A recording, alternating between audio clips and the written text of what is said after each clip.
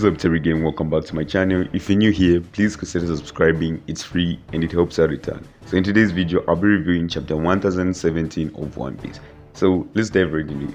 On the cover of the chapter, we can see a chimpanzee assembling Baggy's body like a puzzle. So some really funny stuff. And I haven't seen Baggy in a while. So just come to think of it, it's been so long since I saw him. Like the only time I saw him was like in the anime when they were showing every marine going after each warlord. I think that was the only time I saw Baggy. Yeah, and he's a really OP character. Like no swordsman can slice him. So if that guy was to get serious and learn about haki, like he would be untouchable.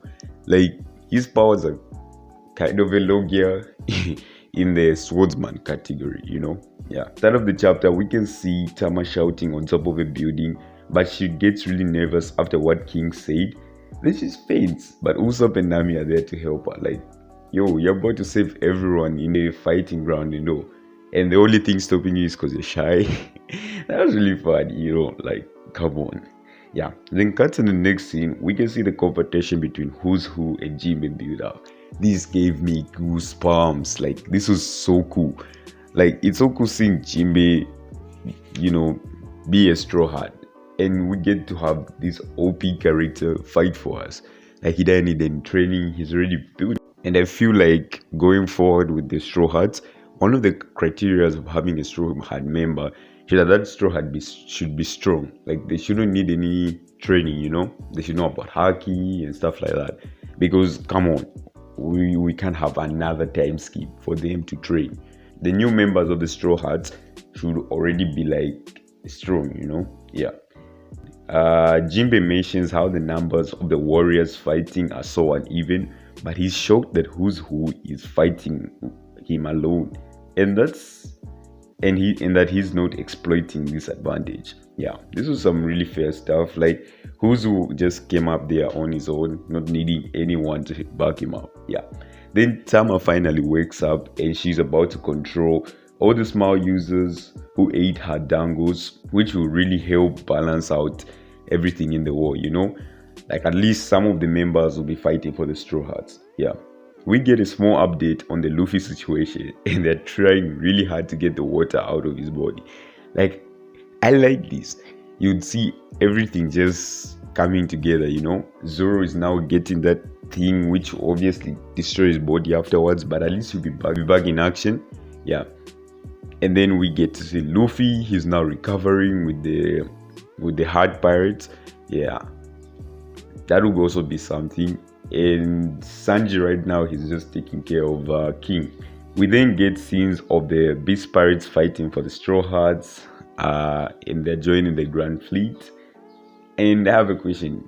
Comment below, but is the Dango effect forever, or it's until Tama just says so, you know? Yeah. And then CP0, they are surprised about what is happening to the gifters. And it seems like they are cheering up through the third floor. Yeah, the gifters are going all out. Like, yo, finally, you know, you get that relief in the battlefield. Yeah.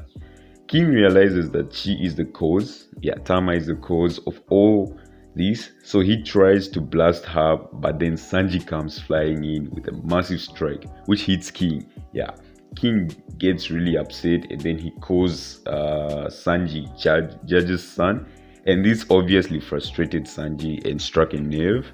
Yeah, Sanji asks him if he was part of the research team, and King just responds to it by saying that it is ancient history and that he's now a cyborg. Like, yo, King is one of the most OP characters I know. Yo, the dude is a cyborg. I feel like the Beast Pirates are just a replica of the Straw Hat members, you know. Yeah, except they don't have a few members. Yeah, but him being a cyborg and a Zoan, like that's a big advantage. Yeah, because their powers are limited, and then obviously with the cyborg parts, he added some really OP stuff. Then King turns into his hybrid form. Yeah, which looks so cool with the cyborg parts, and it shows that he's not playing around anymore. We then get a scene showing us what happened to Chopper after the new Rumble Ball that Caesar made for him. What happens when it wears off. It seems like they make him extremely tiny, but at least he's still conscious. unlike the other Rumble boss when their effects, Chopper would just be fainting and he wouldn't be able to move. But at least this one is cautious and he can move a bit. Yeah, he looks okay, so to say. He looks okay after taking it. Yeah, it seems like Zoro will be coming back into the fight. Chopper has made a medicine which will cure his wounds, but the pain will be double after it wears off. Yeah, Zoro accepts it and just says that it won't matter if he can't fight now. Yeah, if he can't fight now, like what's the point of him being in the war and kind of okay, but at the end they'll just lose it, they'll just lose the war. So he needs to be in action so that at least they can win and then the effects will come on. But he just knows Zoro is strong. It won't really affect him like it does with other Straw Hat members. Remember that scene? Nothing happened.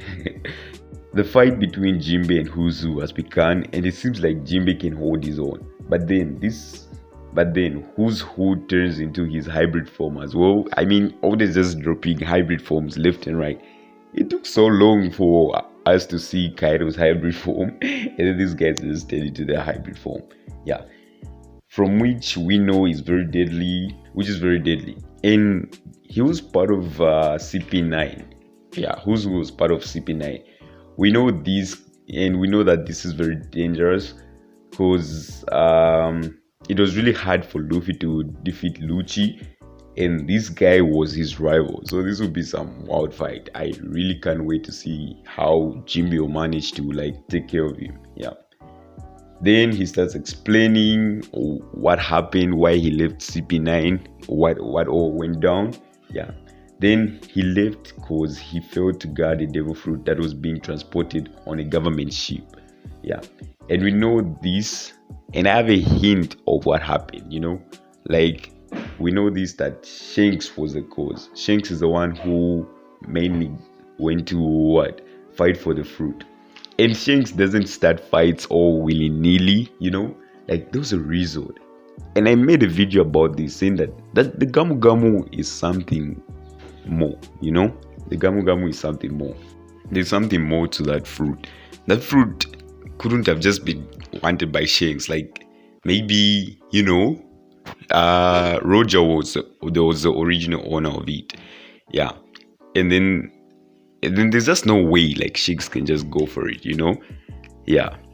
Maybe it has some special ability, or maybe it's very dangerous, because most of the fruits that the world government wants to take care of are very OP.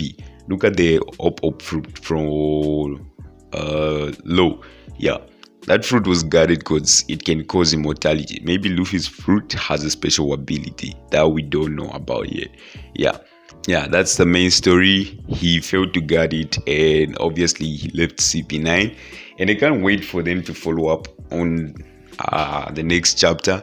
And I'm really sure that what I've just said right now, they'll say it in the next chapter, or maybe Oda will wait and stuff like that. You just know how he is.